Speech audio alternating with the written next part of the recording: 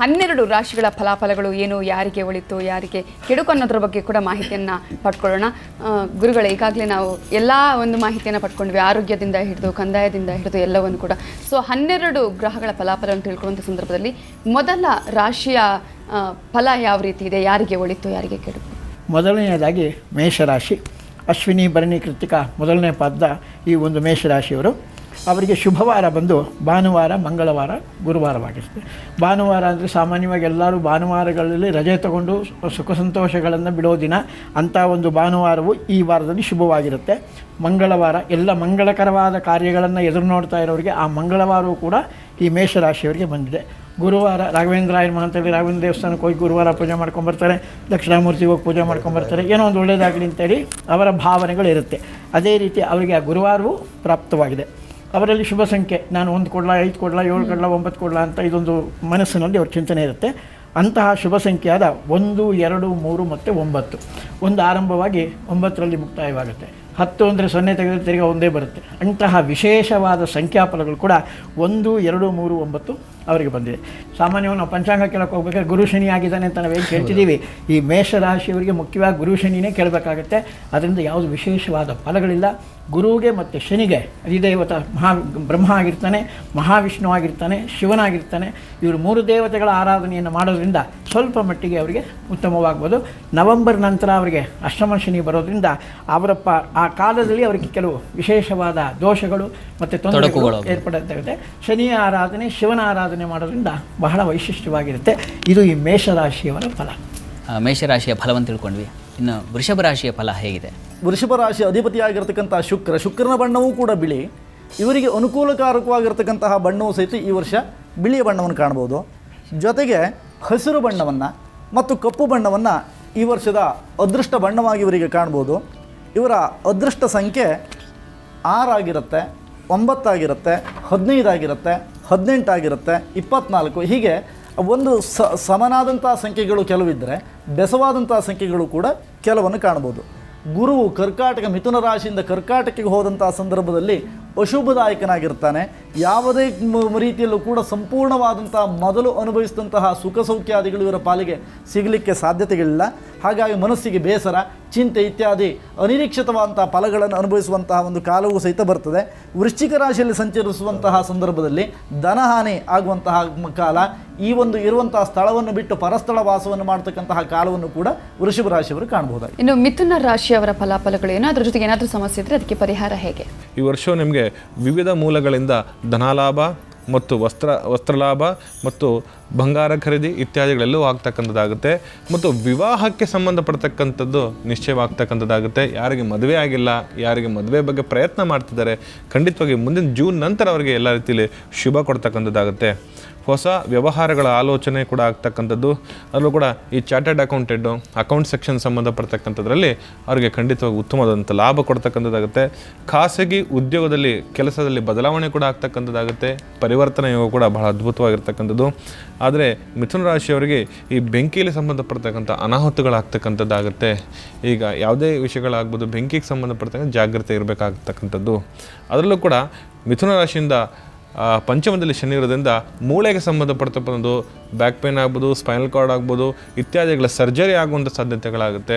ಅದ್ರ ಬಗ್ಗೆ ಸ್ವಲ್ಪ ಹೆಚ್ಚಾಗಿಟ್ಕೋಬೇಕು. ವಯಸ್ಸರಿಗೆ, ವೃದ್ಧರಿಗೆ ಜಾಯಿಂಟ್ಸ್ ಪೇನ್ ಸಂಬಂಧಪಡ್ತಕ್ಕಂಥದ್ದು ಇಂಥದ್ದು ಸ್ವಲ್ಪ ಜಾಗ್ರತೆ ಇರಬೇಕಾಗುತ್ತೆ. ಜ್ಞಾನವನ್ನು ಕೊಡ್ತಕ್ಕಂಥದ್ದು ಬುದ್ಧಿಕಾರಕ. ವಿದ್ಯೆಗೆ ಹೆಚ್ಚು ಪ್ರಾಮುಖ್ಯತೆ ಕೊಡ್ತಕ್ಕಂಥದ್ದು.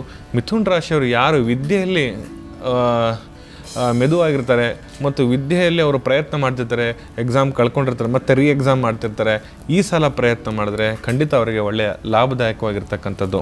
ಮೊದಲನೇದಾಗಿ ಇವರಿಗೆ ಬಣ್ಣ ಬಂದು ಹಸಿರು ಬಣ್ಣ, ಅದರಲ್ಲೂ ಕೂಡ ಬಿಳಿ ಕೂಡ ಆಗಿ ಬರ್ತಕ್ಕಂಥದ್ದಾಗುತ್ತೆ.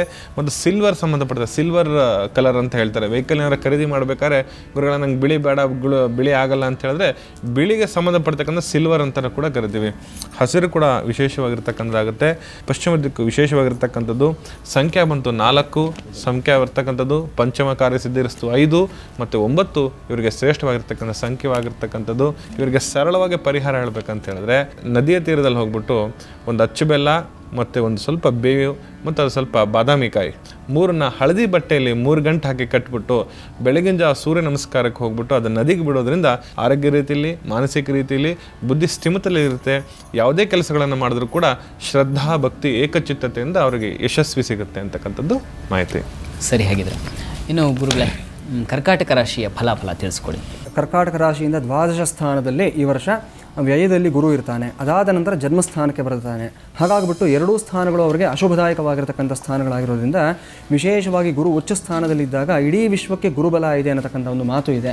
ಆದರೆ ಕರ್ಕಾಟಕ ರಾಶಿಯವರಿಗೆ ಎರಡೂ ಸ್ಥಾನಗಳು ಅಶುಭದಾಯಕವಾಗಿರ್ತಕ್ಕಂಥ ಸ್ಥಾನ ಆಗಿರೋದ್ರಿಂದ ಈ ಉಚ್ಚ ಗುರು ಅಷ್ಟಾಗಿರುವಾಗ ಒಳ್ಳೆಯದನ್ನು ಮಾಡದೇ ಇರತಕ್ಕಂಥ ಸಾಧ್ಯತೆಗಳು ಕಂಡುಬರ್ತಾ ಇದೆ.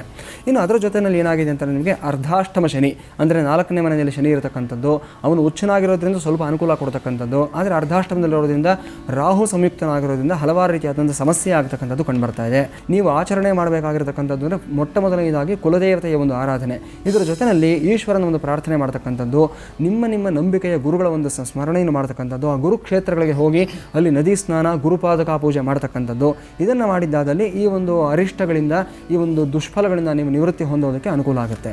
ಇನ್ನು ವಿಶೇಷವಾಗಿ ನೀವು ಕೇಳತಕ್ಕಂಥದ್ದು ಅಂತಂದರೆ ಶುಭವಾರಗಳು, ಶುಭ ಸಂಖ್ಯೆ ಮತ್ತು ನಿಮ್ಮ ಶುಭರತ್ನಗಳು ಯಾವುದು ಅಂತ. ಶುಭವಾರಗಳು ನಿಮಗೆ ಈ ವರ್ಷ ಅಂತಂದರೆ ಸೋಮವಾರ, ಮಂಗಳವಾರ ಮತ್ತು ಗುರುವಾರ ಆಗಿರುತ್ತೆ.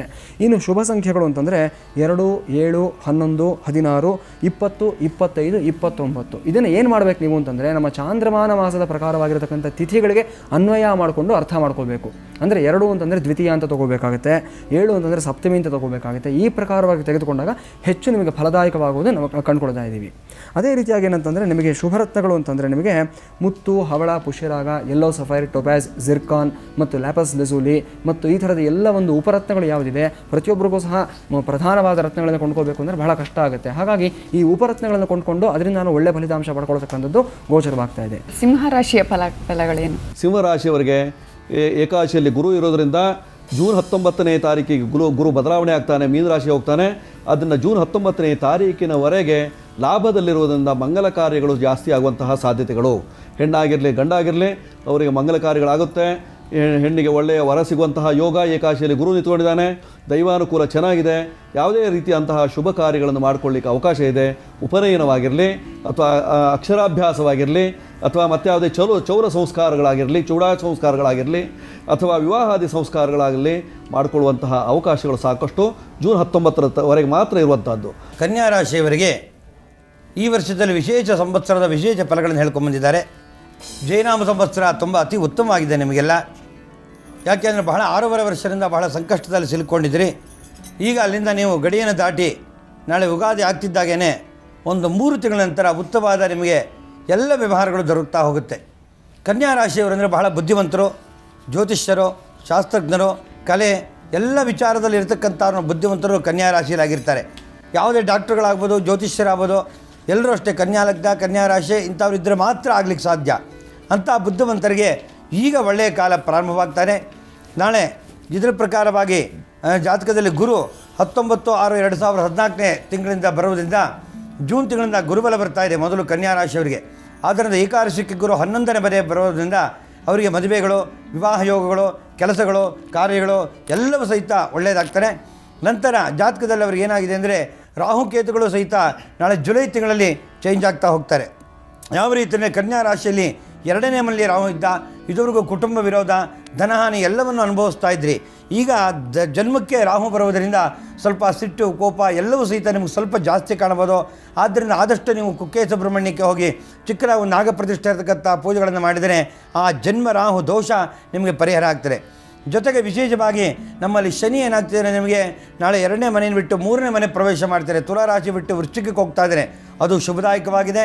ಭೂಮಿ, ಜಾಗ, ಮನೆ, ಮಠ, ಐಶ್ವರ್ಯ ಎಲ್ಲವೂ ಸಹಿತ ಕನ್ಯಾ ರಾಶಿಯವರಿಗೆ ಏನು ಕಷ್ಟಪಟ್ಟಿದ್ರಿ ಎಲ್ಲ ಒಳ್ಳೆಯ ಫಲಗಳನ್ನು ಕೊಡ್ತಾ ಇದೆ. ವಿಶೇಷವಾಗಿ ನೀವು ಮಾಣಿಕ್ಯವನ್ನು ಧರಿಸಿ, ಪಚ್ಚೆಯನ್ನು ಧರಿಸಬೇಕು. ನಿಮಗೆ ಶುಭ ದಿನಾಂಕ 5, 14, 23.